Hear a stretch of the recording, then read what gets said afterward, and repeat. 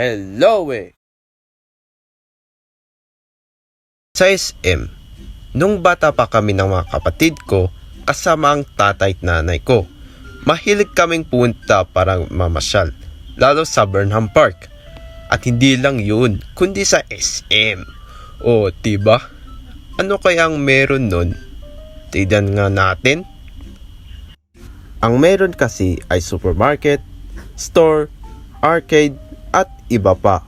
And of course, meron ding cinema. O ha? Isa sa pinakagusto ko dati, hanggat na yon na gusto ko pa rin. Tapos, bago yun, 300 pesos per entrance kung mag-isa ka. Kung 6 kayo, 1,800.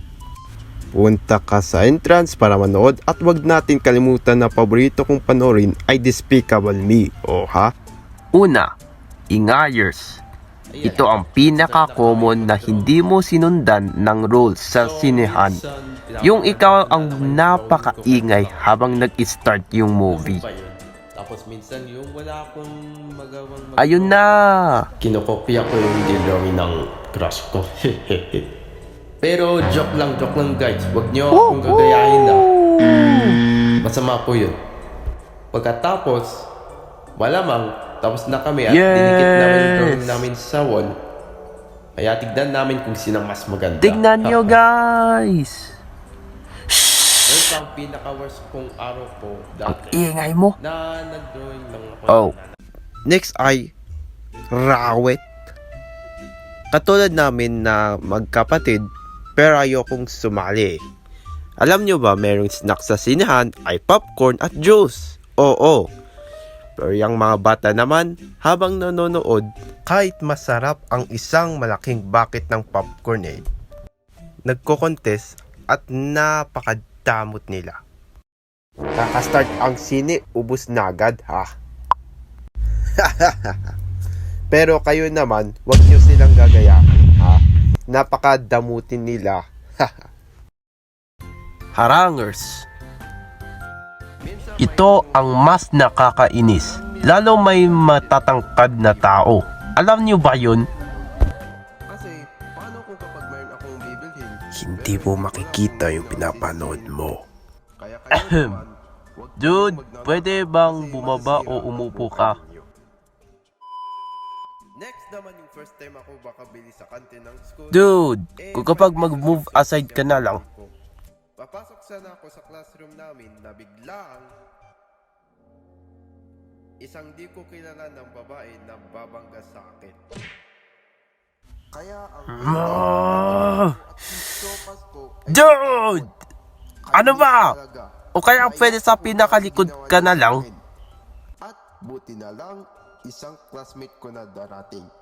Sinabi niya sa akin, tama na, at binigyan pa ako ng 5 piso. Salamat. Pero hindi ko alam yung ginawa niya. O diba? Next ay takrutin. Pero ba, yung magsisimulang panood, tapos magko-close yung ilaw. Ako madaming beses nangyari sa akin Munti ka na kumatatak. This is rated G. It is suitable for all audiences.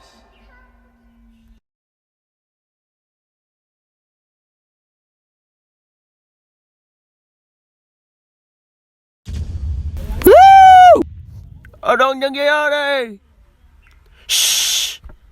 Nag-start ang panood. Ano ka ba? Oh.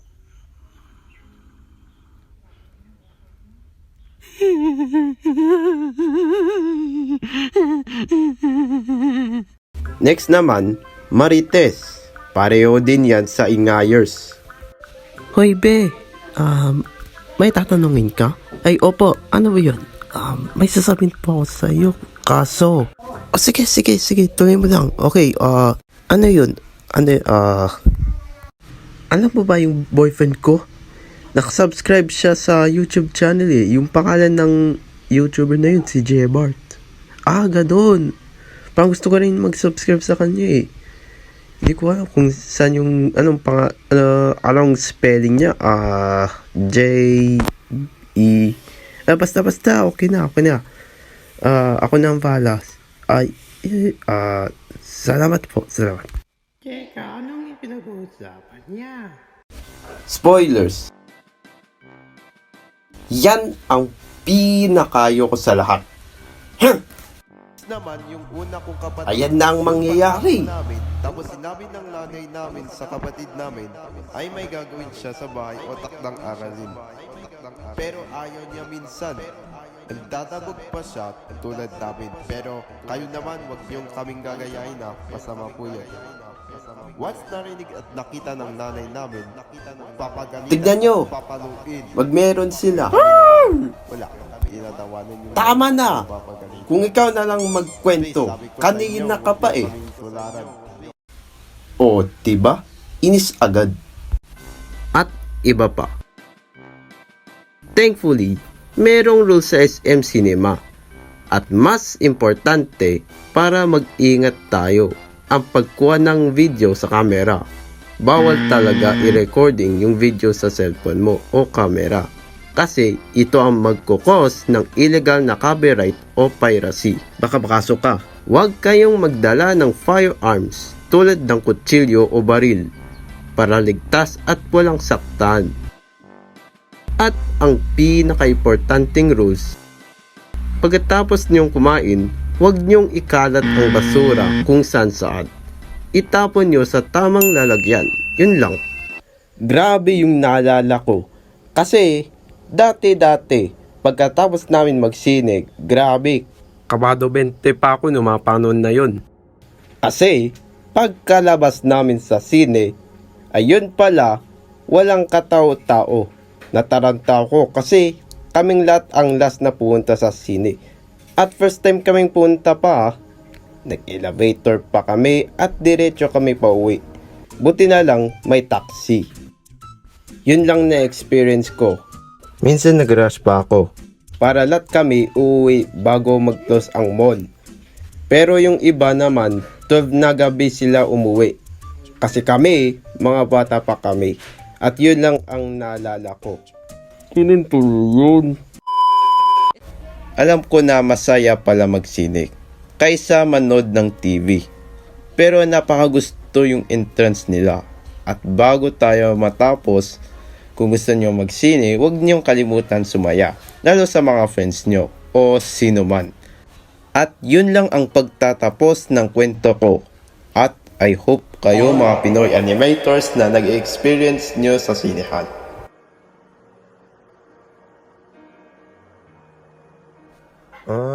Yun na ba yun? Oo nga.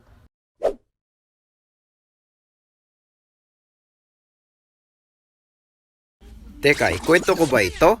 Nakakahiya eh.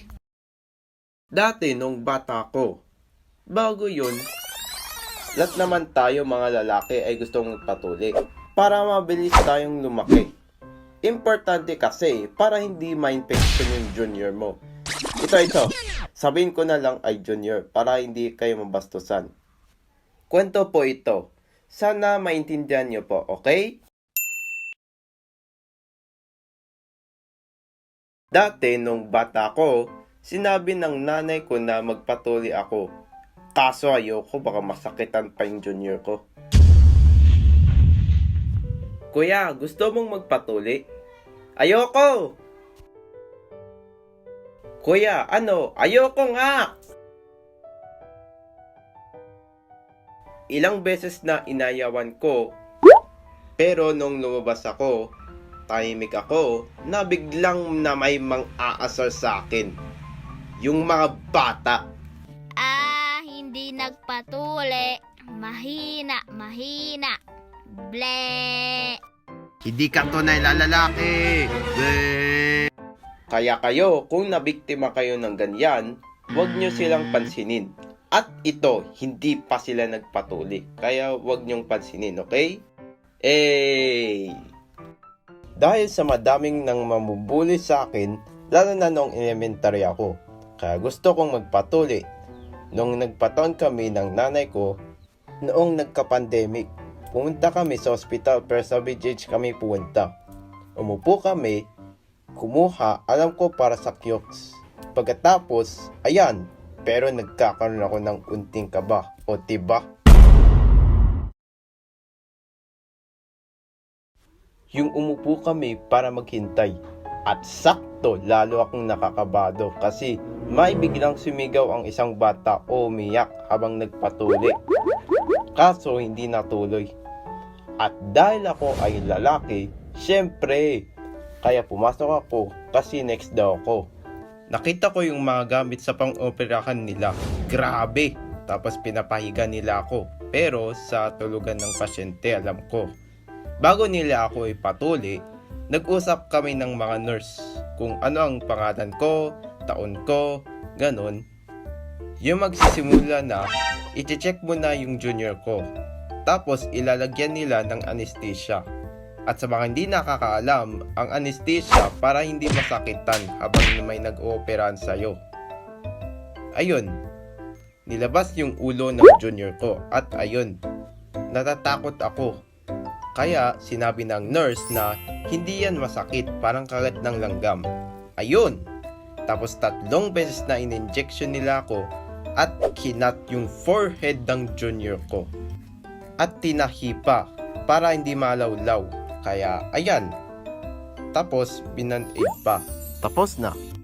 After ako nagpatuli, bumili kami ng nanay ko na pang lunch namin. At pumuntas kung saan nagtrabaho yung nanay ko. Yung nasa bahay kami, nagpahinga at tahimik lang ako. Na biglang, nagkamatis yung junior ko! Kung ganon, wag niyong hawa-hawakan. Kasi may-infect talaga. Kung madumi yung kamay mo tapos hinahawakan mo pa.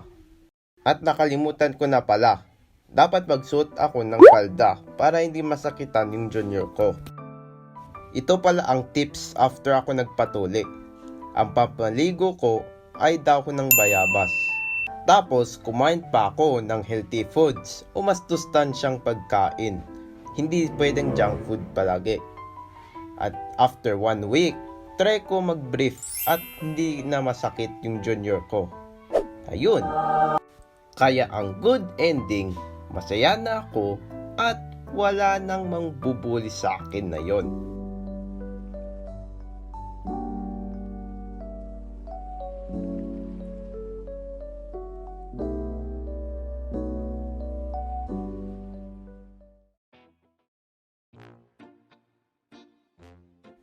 Naalala ko dati nung grade 2 ako sa elementary school.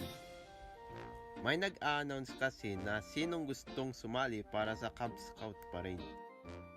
At dahil ako naman ay nakikinig o tiba, masaya talaga yan kung sasali ka. Hindi ko alam na may extra grade ba yun. Pero kung hindi nyo ako itatanong, hindi kasi scout camp lang, kundi may scout parade sa Baguio. Magsisimula yung parade sa October 1, dapat maaga ka. Pero sa kinder to high school ang makakaparade, wala na sa college. At dahil excited ako na first time kong makasali noon, kasi grabe talaga eh, kaya sasali na lang ako. Gusto kong magpaalam sa nanay ko, pero ayoko. Baka kasi kulang kami sa budget para rito. Kaya, pwede akong sumali sa scout parade? O sige, dapat mag-behave ka. Yes! At dahil sa tumaas yung excited ko kasi buti na lang natanggap na ni mama. O kaya nagpapa-inside out man ako kung ano ang emotion ko talaga. Gusto ko na kasi mag-participate at hindi na ako OA talaga. Kaya yes! Yung magsisimula na, may practice. Bago yun, nagkanta muna ng pabansang awit at panunumpa ng katapatan. Naalala ko nga na isang magtuturo sa amin na paano mag-Cub Scout sign. Kaya ito, sa boys, ganito. At sa girls, ganito. Kaya, Cub Scout sign! Teka, prepare na sila. Ay, masama naman nga ba sila? Kaya nga. Sige na.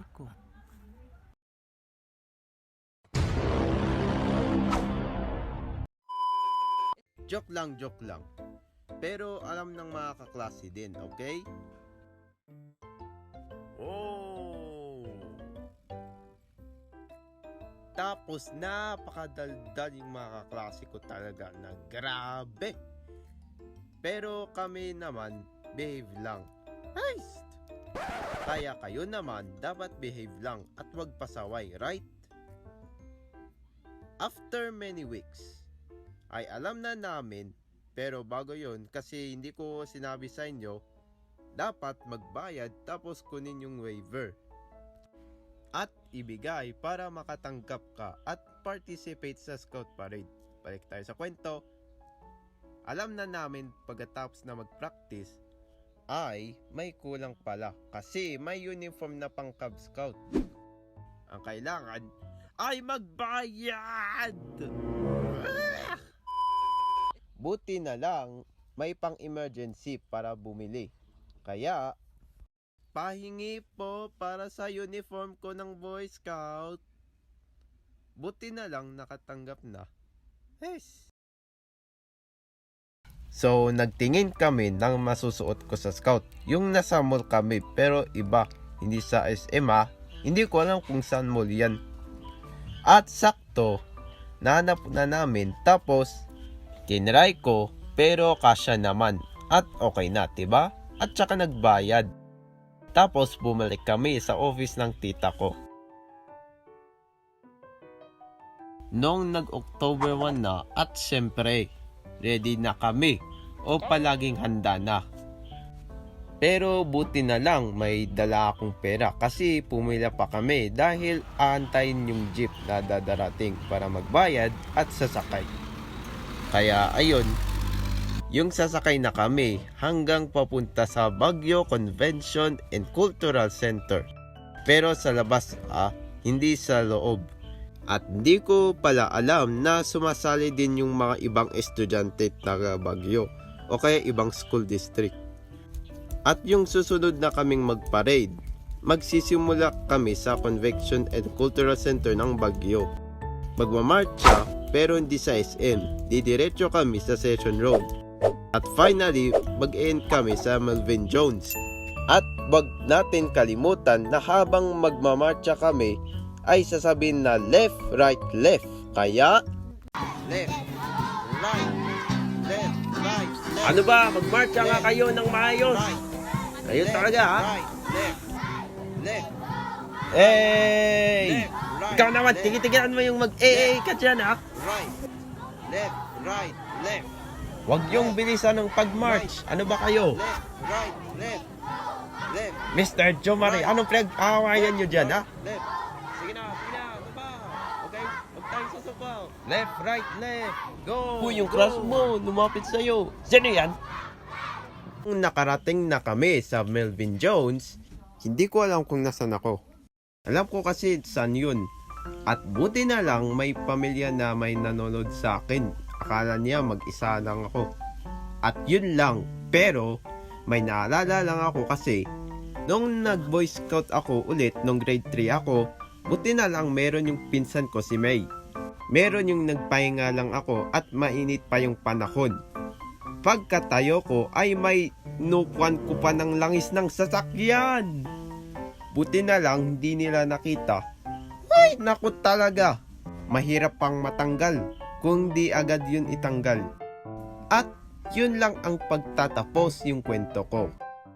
Huwag po tayong sumuko na dahil rito, dapat kasi palagi tayong handa. Kaya ang Cub Scout ay laging handa. Kaya huwag tayong matakot o mahiya. Mag-participate.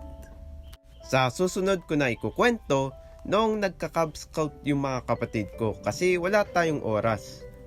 Kaya ang Cub Scout ay laging handa.